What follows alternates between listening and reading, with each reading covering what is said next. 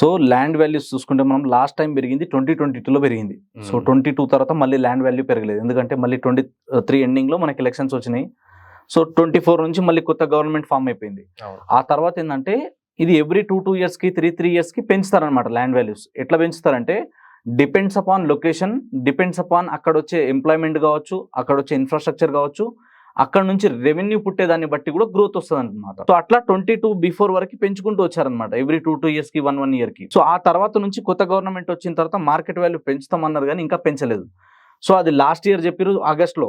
అప్పటి నుంచి post phone అవుతూ వచ్చింది. ఇప్పుడు లాస్ట్ ఒక 1-2 డేస్ బిఫోర్ కూడా కన్ఫర్మ్ చేసింది ఏంటంటే గవర్నమెంట్ కమింగ్ నెక్స్ట్ మంత్ నుంచి అంటే ఆగస్టు 1 నుంచి market values, land values పెంచబోతున్నాము.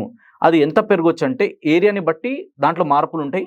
But an యావరేజ్గా చూసుకుంటే ఎక్కడ తీసుకున్నాం మనం ఆల్ ఓవర్ తెలంగాణలో 20% నుంచి 30% పెరుగుతుంది. మెట్రోపాలిటన్ సిటీస్ లైక్ ఇప్పుడు హైదరాబాద్ కానీ, హైదరాబాద్లో కొన్ని కోర్ ఏరియాస్ ఉంటాయి. అలాంటి కోర్ ఏరియాస్లో అప్ టు 50% నుంచి 60%, కొన్ని చోట్ల 100% కూడా పెరుగుతుంది.